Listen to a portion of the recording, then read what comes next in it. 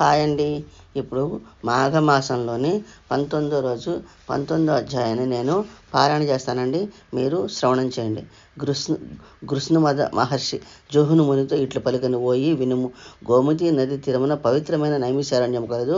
అచట బహు విధములైన లతా వృక్ష గుల్మములు ఎన్నో ఉన్నవి. అచట ఉత్తమములైన తపోధనులు ఎందరో నివసించుచుండ్రి. తమకు వచ్చిన తపమును యాగమును చేసుకొనుచుండ్రి. జ్ఞానము వైరాగ్యము ఇంద్రియ నిగ్రహము కలిగి సర్వోత్తములైన వారెందరో పరస్పరము నేనెక్కువయనుచు వివాదం కలిగిను. భృగు మహర్షి, నేను తపోనిష్ఠుడను, యోగీశ్వరుడను, నన్ను మించిన వారెవరునూ ఉన్నారని అనెను. గౌతముడు, నేను అందరికంటే పెద్దవాడను, బ్రహ్మకల్పం పూర్తి వరకును తపము చేసిన వాడను, నేనే గొప్పవాడను పలికెను. లోమసుడను ముని కూడా సమానుడు లేడు నాకు, నేను మునుల కంటే గురువునని ప్రకటించను. గార్గ్యుడను ముని సభలో నిలబడి వేదశాస్త్రములన్నీ నాకు వచ్చును, కావున నేనే ఉత్తముడనని పలికెను. మాండవ్యుడను, నేను కర్మలను ఏమరకుండా యథాకాలముగా చేయుచుందును, సత్కర్మలు ఆచరించును, అన్ని శాస్త్రములను చదివిన వాడను, నాకంటే ఉత్తముడు ఎవడను గర్జించను. సంతనుడనే ముని నాకు యోగాభ్యాసం చేయువాడను, ఆత్మజ్ఞానిని, ఏకాగ్రత కలవాడను, నన్ను మించిన వాడెవడు లేడని పలికెను. పౌలశ్చుడను ముని లేచి, నేను వేదములను శాస్త్రములను అన్నీ నేర్చినవాడను, పెద్దలు కూడా నన్నే గౌరవించుడు, కావున నేనే అధికుడని నేను. సౌనికుడను ఆత్మవేత్తలలో నేను మొదటివాడను, నాకంటే పూజలు ఎవరూ లేరను. ఆ మునివరులు తమ గొప్పతనమును బిగ్గరగా ఎవరికి వారే చెప్పుకొనిచుండ్రు. కొందరు కోపము పట్టజాలక భృగు మహర్షి వద్దకు వచ్చి వాని జడలను లాగి పిడికిలి బిగించి కొట్టిరి. మరొకరు దూషించుకొనుచు కొట్టుకొనుచు వారి దండములను చిత్రములను లాగుచూ కోలాహలమును పెంచిరి. అట్లు వారు పరస్పరం వివాద పడుచుండగా కలహప్రియుడైన నారదుడు వచ్చెను. కలహించుకొనుచున్న వారిని మరింత ఉద్రేకపరచెను. వైకుంఠము చేరి శ్రీహరికి ఈ విషయం వినిపించెను.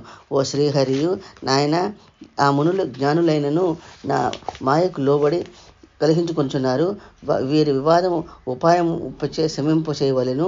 నాకిష్టులైన సనక సనంద సనత్కుమార సనజ్జాతులను వారిని వివాదపడుతున్న మునీశ్వరు వద్దకు పంపము.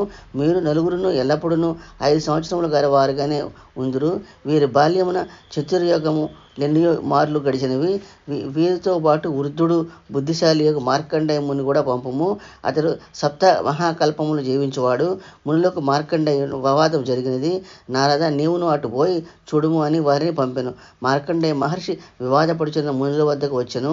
కొత్తగా వచ్చిన మార్కండేయ మహర్షిని చూసి వివాదపడుచున్న మునులు వివాదమును ఆపి అస్పష్టములైన మాటలతో వారి గౌరవమును చూపిరి. మార్కండేయుడును వారిని అందరినీ కుశల ప్రశ్నాధికములు శాంతపరిచెను. అట్లు కొంతకాలం గడిచిన తరువాత బ్రహ్మజ్ఞానులు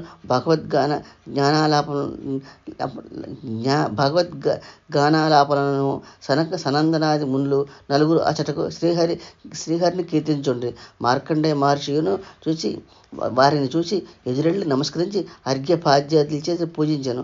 వారి పాదములను కడిగిన నీటిని తమ తమలపై చల్లుకొనెను. అట్లా తమకు పాదాభివందనము చేసి గౌరవించుతున్న మార్కండేయ ముని చూసి సనక సనందన మునులు ఆశ్చర్యపడి ఇట్లని, మార్కండేయ మునీంద్ర, నీవు వయోవృద్ధుడవు, మునుల్లో ఉత్తముడవు. 7 మహాకల్పములు నీ ఆయుష్కాలము. అంటే కృత, త్రేత, ద్వాపర, కలియుగములు 4 మహాయాగమని అగును. అట్టి మహాయాగములు 1000 గడిచిన బ్రహ్మకు ఒక పగలు రాత్రి, అట్లే 1000 మహాయాగములు పరిణామము కలది.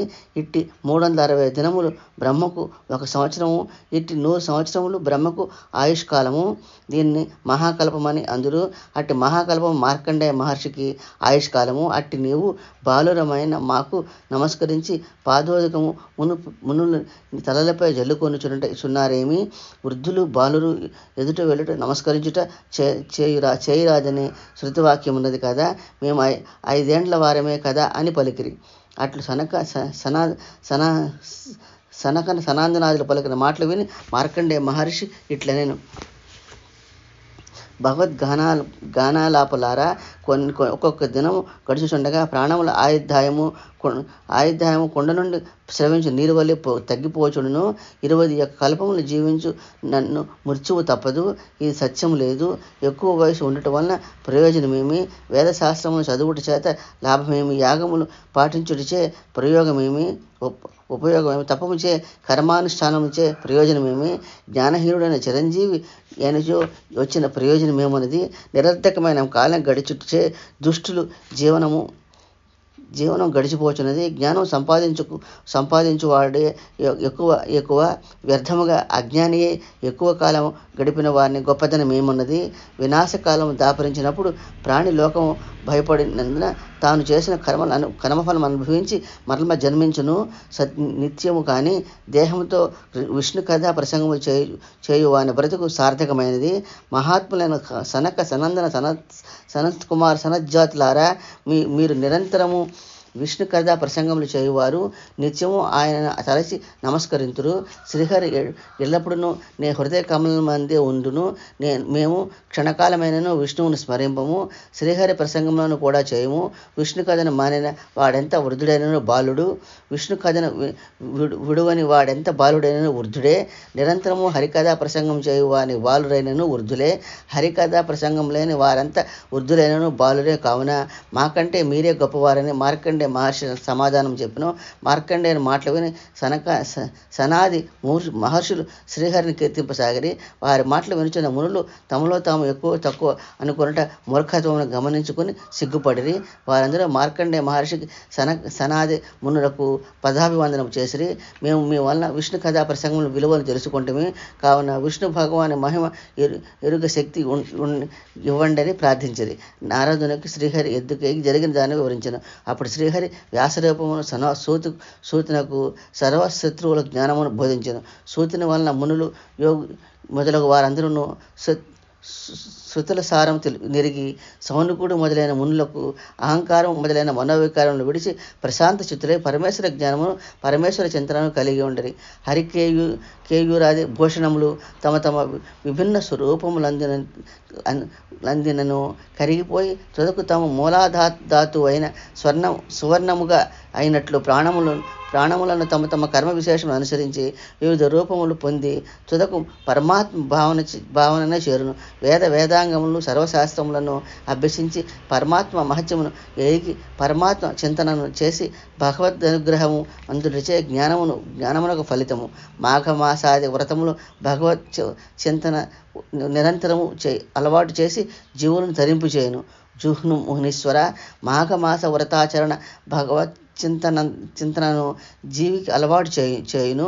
అట్టి చింతన వలన ప్రాణి ఇహలోక సుఖమును పరలోకమున దుష్కరమును క్షయమును సత్కర్మాచరణ ఫలమును పొంది భవసాగరమును తరించును. మునుల అహంకారమును మార్కండేయముని వివేకములకు సనందనాదుల మహత్యమును పరిశీలించి ప్రాణి వినయమును భగవత్ చింతనమును జ్ఞానఫలమును ఎరిగి ఆచరించి భవసాగరమును దాటవలనని సుమ అని గురుధూన మహర్షి వివరించను. నా ఛానల్ను కూడా సపోర్ట్ చేయండి, సబ్స్క్రైబ్ చేయండి, లైక్ చేయండి, షేర్ చేయండి.